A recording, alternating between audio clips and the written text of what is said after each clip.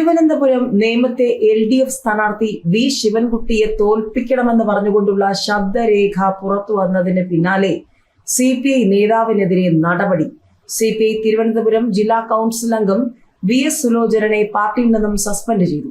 അമ്പലത്തറ വാർഡിലെ മുൻ കൗൺസിലറാണ് സുലോചനൻ. നേമത്ത് BJPക്ക് വേണ്ടി വോട്ട് ചോദിച്ചുകൊണ്ടും ശിവൻകുട്ടിയെ തോൽപ്പിക്കണമെന്നുള്ള സുലോചനന്റെ ശബ്ദരേഖ പുറത്തു വന്നിരുന്നു. ഒരു സുഹൃത്തിനോടാണ് സുലോചനൻ ഇക്കാര്യം പറയുന്നത്. തിരഞ്ഞെടുപ്പിൽ താനും ശിവൻകുട്ടിയും തമ്മിൽ ഉടക്കാണെന്ന് അറിയാമല്ലോ എന്നും രഹസ്യമായിട്ട് നിങ്ങളെ സഹായിക്കാമെന്ന് വിചാരിക്കുകയാണെന്നും സുലോചനൻ ഫോണിലൂടെ പറയുന്നുണ്ട്. ശിവൻകുട്ടി തനിക്കെതിരെ ഒരുപാട് കാര്യങ്ങൾ ചെയ്തിട്ടുണ്ട്. താൻ തോൽക്കുന്നതിലും ശിവൻകുട്ടിയുമായി ബന്ധപ്പെട്ട സംഭവങ്ങൾ ഉണ്ടെന്നും അദ്ദേഹം ഫോണിലൂടെ പറയുന്നുണ്ട്.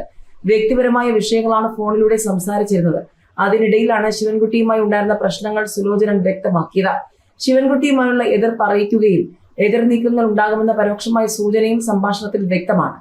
BJP സഹായിക്കുന്ന തരത്തിലുള്ള പരാമർശങ്ങൾ ഉണ്ടെന്ന് കണ്ടെത്തിയതിനെ തുടർന്നാണ് CPI നടപടിയെടുത്തത്. പ്രാഥമിക അംഗത്വത്തിൽ നിന്നും നീക്കാനാണ് ജില്ലാ സെക്രട്ടേറിയറ്റ് തീരുമാനിച്ചിരിക്കുന്നത്. സംഭവത്തിൽ കൂടുതൽ അന്വേഷണങ്ങൾ ഉണ്ടായേക്കും. ഡീൽ വിവാദമടക്കം കത്തിനിന്ന പശ്ചാത്തലത്തിലാണ് ഇത്തരമൊരു ശബ്ദരേഖ പുറത്തുവരുന്നത്. വിഷയത്തിൽ സുലോചനന്റെ പ്രതികരണം ലഭ്യമായിട്ടില്ല. വോട്ടിംഗ് ദിവസം രാവിലെ വരെ UDF, പിന്നെ ഇടത് മുന്നേറ്റം. അമേരിക്കയിലെ ബെറ്റിംഗിൽ കോടികളുടെ പന്തയക്കളി, വൻ ടിസ്റ്റുകൾ. കേരളത്തിലെ ചായക്കടകളിലും വാട്സ്ആപ്പ് ഗ്രൂപ്പുകളിലും നടക്കുന്ന തെരഞ്ഞെടുപ്പ് ചർച്ചകൾ ഇപ്പോൾ കടൽ കടന്ന അമേരിക്കയിലെ പ്രവചന വിപണികളിലും സജീവമായി. ന്യൂയോർക്ക് ആസ്ഥാനമായി പ്രവർത്തിക്കുന്ന പോളി മാർക്കറ്റ് എന്ന ബെറ്റിംഗ് പ്ലാറ്റ്ഫോമിൽ കേരള തിരഞ്ഞെടുപ്പ് ഫലത്തെ ചൊല്ലി കോടിക്കണക്കിന് രൂപയുടെ പന്തയമാണ് നടക്കുന്നത്. കേരളം അടിസ്ഥാനമാക്കിയുള്ള ടെക്നോളജി ഇൻ കേരള എന്ന സൈറ്റിലാണ് ഈ വിവരങ്ങൾ വന്നിട്ടുള്ളത്. വോട്ടെടുപ്പ് ദിവസം വരെ കോൺഗ്രസ് നേതൃത്വം നൽകുന്ന UDFന് വ്യക്തമായ മുൻതൂക്കം നൽകിയിരുന്ന ഈ വിപണിയിൽ ഏപ്രിൽ 9 വോട്ടെടുപ്പ് പുരോഗമിക്കവേ നാടകീയമായ മാറ്റങ്ങൾ ഉണ്ടായി. രാവിലെ വരെ വിജയസാധ്യതയിൽ മുന്നിലായിരുന്ന UDFന്റെ ഗ്രാഫ് പെട്ടെന്ന് താഴേക്ക് പതിക്കുകയും LDFന്റെ സാധ്യത 80% കുതിച്ചുയരുകയും ചെയ്തു. വോട്ടെടുപ്പ് പുരോഗമിക്കവേ ഉണ്ടായ ഈ ട്വിസ്റ്റ് രാഷ്ട്രീയ നിരീക്ഷകരെയും ടെക് വിദഗ്ധരെയും ഒരുപോലെ അമ്പരപ്പിച്ചിരിക്കുകയാണ്. ക്രിപ്റ്റോ കറൻസിയിലൂടെ കോടീശ്വരനായ ഷെയ്ൻ കോപ്ലാൻ സ്ഥാപിച്ച പോളി മാർക്കറ്റ് ലോകത്തെ പ്രധാന സംഭവങ്ങളിൽ പണം വെച്ച് പ്രവചനം നടത്താൻ സൗകര്യമൊരുക്കുന്ന പ്ലാറ്റ്ഫോമാണ്.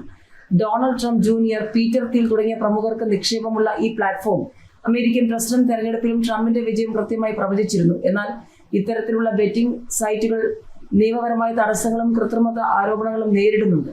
കേരളത്തിലെ വോട്ടർമാരെയോ പൊതുജനങ്ങളെയോ ഈ പ്രവചനങ്ങൾ കാര്യമായി ബാധിച്ചിട്ടില്ലെങ്കിലും പ്രവാസി മലയാളി സമൂഹത്തിനിടയിൽ ഇത് വലിയ ചർച്ചയായിട്ടുണ്ട്. ഗ്രൗണ്ട് ലെവലിലുള്ള യഥാർത്ഥ വികാരം കൊണ്ടാണോ അതോ വിദേശത്തുള്ള നിക്ഷേപകരുടെ വെറും ഊഹാപോഹങ്ങൾ കൊണ്ടാണോ ഈ മാറ്റം സംഭവിച്ചതെന്ന ചോദ്യം ബാക്കിയാണ്. മെയ് 4 ഔദ്യോഗിക ഫലം പുറത്തുവരുമ്പോൾ മാത്രമേ മാൻഹാട്ടനിലെ ഈ പന്തയക്കളി ശരിയാണോ എന്ന് വ്യക്തമാകൂ. 50,000 വോട്ട് UDFന്, 30,000 വോട്ട് LDFന്, പിന്നെയും 55,000 വോട്ടുണ്ട് അത് തനിക്കാണെന്ന് അഖിൽ മാരാരുടെ കണക്ക്. തൃക്കാക്കരയിൽ ഇക്കുറി എന്തുകൊണ്ട് താൻ ജയിക്കുമെന്ന ചോദ്യത്തിന് കണക്കുകൾ പറഞ്ഞുകൊണ്ടുള്ള ഉത്തരവുമായി NDA സ്ഥാനാർത്ഥി അഖിൽ മാരാർ തൃക്കാക്കര മാറാൻ തീരുമാനിച്ചെങ്കിൽ അതിനുള്ള യോഗം പ്രകൃതി തനിക്കായി ഒരുക്കിയെങ്കിൽ അത് സംഭവിച്ചേ തീരുമെന്നും അദ്ദേഹം ഫേസ്ബുക്കിൽ കുറിച്ചു. ചക്ക വീണ് മുയൽ ചാവുന്ന സർവേകളല്ല താൻ പറയുന്നത്.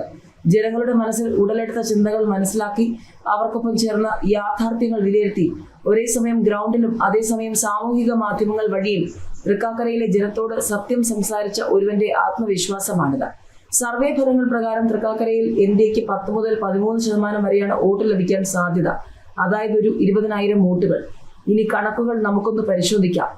1.5 ലക്ഷത്തോളം വോട്ടുകളാണ് ആകെ മണ്ഡലത്തിൽ പോൾ ചെയ്തത്. തന്റെ 20,000 വോട്ടുകൾ കഴിഞ്ഞാൽ ബാക്കി 1.25 ലക്ഷത്തോളം വോട്ടുകൾ. നിലവിൽ തൃക്കാക്കരയിലെ ഇടതുപക്ഷ സ്ഥാനാർത്ഥി കമ്മ്യൂണിസ്റ്റ് പാർട്ടിക്കാർക്ക് പോലും പരിചിതമല്ലാത്ത മണ്ഡലത്തിന് പുറത്തുള്ള ഒരാളാണ്.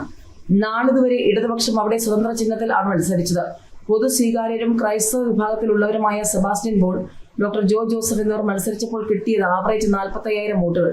ഇത്തവണ സ്ഥാനാർത്ഥിയാവാൻ സാധ്യത ഉണ്ടായിരുന്ന, അർഹത ഉണ്ടായിരുന്ന അരുൺകുമാർ, ഉദയകുമാർ എന്നിവരെ വെട്ടി P രാജീവ് കളിച്ച കളിയാണ് പുഷ്പദാസ് എന്ന സ്ഥാനാർത്ഥി. അതുമാത്രമല്ല, ഇത്തവണ ചിഹ്നത്തിലാണ് മത്സരം.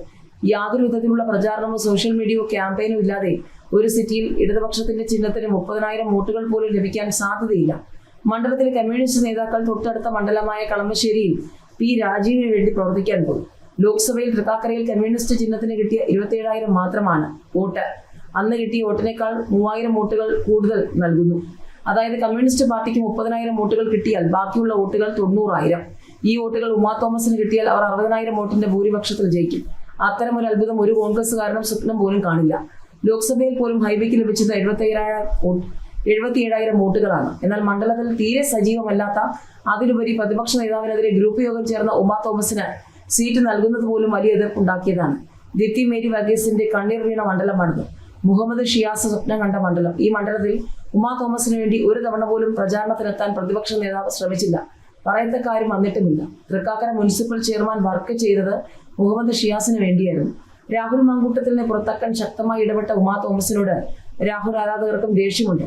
പല വിഷയങ്ങൾ അവതരിപ്പിച്ചിട്ടും ഇടപെടാത്ത MLAയോട് പല ഫ്ളാറ്റ് അസോസിയേഷനുകൾക്കും എതിർപ്പുണ്ട്. അതിനേക്കാളുപരി PT തോമസ് 2 തവണ ജയിച്ചതും ആവറേജ് 60,000 വോട്ടുകൾ നേടിയാണ്. അന്ന് കോൺഗ്രസ് വോട്ടുകൾ കൂടാതെ നിഷ്പക്ഷ വോട്ടുകൾ പ്ലസ് PT തോമസിന്റെ വ്യക്തിപ്രഭാവം പ്ലസ് പിണറായി വിരുദ്ധത ഇവയൊക്കെ ചേർന്നാണ് ഈ 60,000. ഉമാ തോമസ് സഹതാപത്തിൽ ജയിച്ച സമയം ഉമ്മൻചാണ്ടി ഉൾപ്പെടെ കോൺഗ്രസിലെ സകല നേതാക്കൾ നടത്തിയ പ്രചാരണവും 2020 സ്ഥാനാർത്ഥി നിർത്താതെ മാറിയതും BJP പ്രചാരണം ദുർബലമായതും ഗുണം ചെയ്തു. അതുകൊണ്ട് തന്നെ PT തോമസ് നേടിയ 60,000 വോട്ട് പോലും ഉമാ തോമസ് എന്ന സിറ്റിംഗ് MLAക്ക് ലഭിക്കില്ല. അത് മാത്രമല്ല, കോൺഗ്രസ് പാർട്ടി തന്നെ പറയുന്നുണ്ട് അഖിൽ മാരാർ കുറച്ച് വോട്ട് കോൺഗ്രസിന്റെ പിടിക്കുമെന്ന്. വ്യക്തിപരമായി തനിക്കും അറിയാം ഇന്നലകളിൽ ഉമാ തോമസിന് പോയ വോട്ടുകൾ തന്നിലേക്ക് വരുന്നതും. അതുകൊണ്ട് തന്നെ 50,000 വോട്ടുകൾ ഉറച്ച കൈപ്പത്തി വോട്ടുകൾ എന്ന് കരുതിയാൽ അത് മാത്രമേ അവർക്ക് ലഭിക്കൂ. അതായത് നിലവിലെ പ്രവർത്തനവും പ്രചാരണത്തിലെ പാളിച്ചയും സ്ഥാനാർത്ഥി നിർണയത്തിലെ അപാകതയും കമ്മ്യൂണിസ്റ്റ് പാർട്ടിയെ ഒരു 30,000 വോട്ടിനും 35,000 വോട്ടിനും ഇടയിൽ നിർത്തും. MLAയുടെ പരാജയവും പ്രചാരണത്തിലെ പിന്നോട്ടുപോക്കും ഉമാ തോമസിന്റെ വോട്ടുകൾ 50,000-നും 55,000-നും ഇടയിൽ നിർത്തും. ഈ രണ്ടുപേരുടെ വോട്ടുകൾ കഴിഞ്ഞാൽ പിന്നെയും ഒരു 55,000 വോട്ടുകൾ മണ്ഡലത്തിലുണ്ടെന്ന് സർവേ എടുത്ത വിഡ്ഢികൾക്ക് അറിയാൻ കഴിയില്ല. 10% വോട്ട് ഈ മണ്ഡലത്തിൽ കൂടിയത് ഉമാ തോമസിന് വേണ്ടിയല്ല എന്ന് രാഷ്ട്രീയം അറിയുന്നവർക്ക് അറിയാൻ കഴിയും.